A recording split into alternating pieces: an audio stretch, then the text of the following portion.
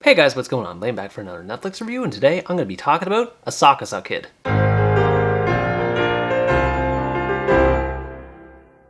Asakusa Kid is a Japanese biographical dramedy that tells the story of Takeshi Kitano, one of Japan's most successful comedians. It follows specific chapters in his life, beginning with him working as an elevator boy for a rundown club in Asakusa when he encounters a famous comedian known as Master Fukami of Asakusa. Takeshi knows Fukami's sets by heart and begs Fukami for the chance to prove himself with his own comedy abilities on stage with him any chance he can get, and Fukami eventually accepts. This results in a gradual rise to fame as Takeshi finds his star power rises while Fukami's fades away. I knew about Takeshi from movies he directed like the Outrage trilogy and knew that he was held in high regard based on my previous travels to Japan, but even with that in mind, I had no idea how difficult Takeshi had when it came to kickstarting his comedy career. And this is something I have to give major props to this movie for. It documents all the highs and lows for its central characters, both Takeshi and Fukami, and explores just how grueling the pursuit of a passion really can be, while decorating it with flair and style that's fitting for a celebrity-centered biopic. I'm not completely familiar with what Takeshi is like as a person, but for this movie's purposes, he was fantastically portrayed here. He starts off as a blank slate, being a college dropout and having no marketable skills whatsoever.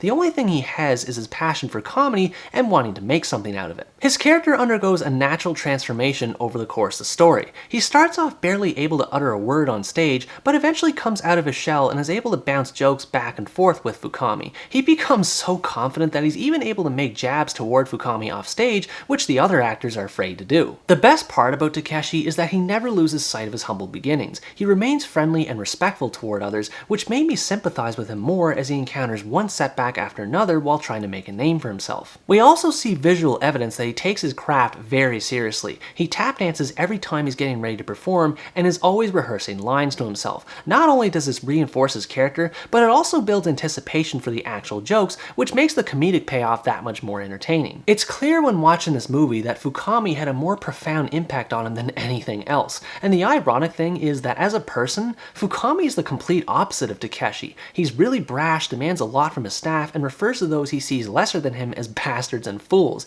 He is a guy who is completely high in his own ego. And this is what makes Fukami such a great tutor for Takeshi. He's a window used to show Takeshi the best and worst elements of show business and serves as a living, breathing example of what he should and should not implement to further his own artistic pursuits. Now, this doesn't mean that Fukami is an evil character though, far from it. His pride in performing in the Francesa Theater where he regularly presents highlights how desperate he is to hang on to his past glory, and it was heartbreaking to see his livelihood slowly but surely slip away from his grasp. You can tell that comedy is in his blood and it's what he's meant to do, but he's his own worst enemy. When something happens outside of the theater, he always finds a way to connect it back to show business, like how he drunkenly confronts anyone at a bar who mocks one of his disciples. This is probably my favorite part of the dynamic between Takeshi and Fukami. Fukami cares about Takeshi, but he doesn't show it so as to save face. He's always maintaining an image, even when he's teaching Takeshi how to tap dance or dropping pearls of wisdom. The professional and personal aspects of their relationship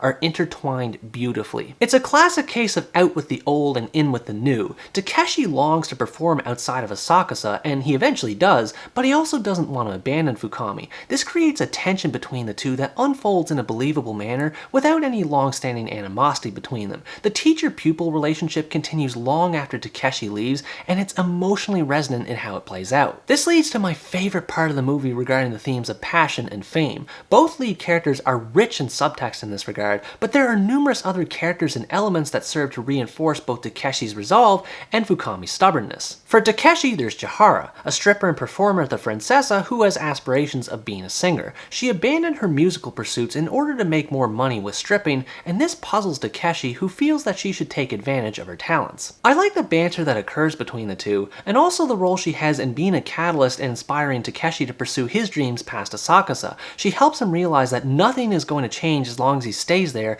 and it was devastating to see her happy for Takeshi's success at the expense of her own personal happiness. There's also Inoue, one of Fukami's stage personnel, who mocks Takeshi at the idea of becoming successful in comedy. This character in particular made me angry, but in a good way. He has these walk and talk sessions with Takeshi, which essentially serve as fuel to add to Takeshi's fiery passion for comedy. For Fukami's part, there's his wife Marie, who does her best to support him in his endeavors while stripping to make ends meet, but you can see the wear wear and tear effect this has on her, and whenever Fukami does get some money, he chooses to spend it on himself and continue upholding his celebrity image without giving any consideration to buying a gift for his wife. There's also Azuhachi, who used to work with Fukami and moved on from the comedy life to pursue a traditional career. He wants to give Fukami an opportunity to do the same, but Fukami's pride prevents him from recognizing that he's in serious financial trouble and in being able to see the bigger picture. There's so many details crammed into this movie that it would be impossible to talk about all of them at length. The key thing to take away is that they all perfectly reflect the trials and personalities of the lead characters, which in turn helped me become more invested in them. I also have to give a huge shout out to the production design team and the overall representation of the time period this movie takes place in. The filmmakers went out of their way to faithfully recreate the 1970s and 80s at the beginning of Takeshi's career, and its authenticity further complements the themes of the story. The stages and sets have flashy lighting effects, creative costumes, and colorful use of makeup. It genuinely feels like you've stepped into a time portal and are reliving history from a front row seat. This enhances the flair and atmosphere of the setting, and it also helps that the sets themselves are a lot of fun to watch. There's a variety of them featured, including Takeshi's tap dancing, the musical numbers, and of course the comedic stage performances. There's enough of them in the beginning to hold the audience's attention both in and outside of the movie, and when they start to become repetitive, it actually makes sense when you consider how tired and worn out Fukami's routine has become at that point. The passage of time has something of an ominous presence in this movie. As time passes in the story, the theater's audiences dwindle in number as they go to embrace new trends, specifically the Manzai brand of comedy which Takeshi and one of his friends takes advantage of. I found the end of the second act to be particularly tragic because it's where everything comes to a head. Takeshi begins to hit his stride with 2-beat while Fukami struggles to remain relevant performing to a single-digit audience. Even though Takeshi has challenges as well, he has the presence of mind to overcome them, whereas Fukami remains lost. In this regard, the movie makes good use of a modern-day version of Takeshi too. Even though he's in a much better place in life, he continues to reflect on the time he spent working his way to the top and remains respectful of Fukami's influence. This shows that he hasn't lost sight of his roots and amplifies the sense of nostalgia already present as he looks back on his memories. The best parts about these reflections is that many of them don't feature any dialogue. I always appreciate when a movie is able to show rather than tell the feelings of a character, because it allows for more creative ways to get the point of a scene across. A simple tracking shot as Takeshi walks by himself with his thoughts is all that's needed to convey meaning. By now, you've likely gathered that I love this movie, so I'm going to start wrapping up the review now. The only complaint I have about it, which is more a nitpick than anything, is that it would have been nice to see more of Takeshi's life after kicking things off with 2-beat. But this being said, I think it makes sense that the movie focuses on where Takeshi began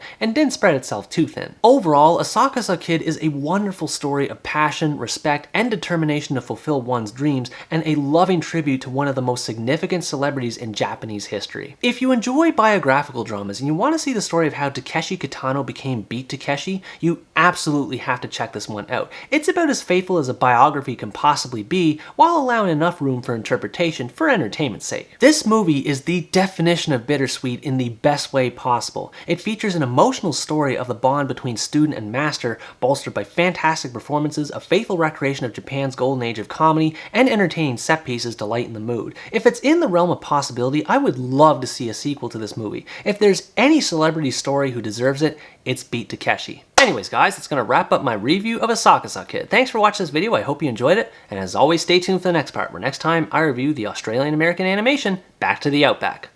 Bye bye!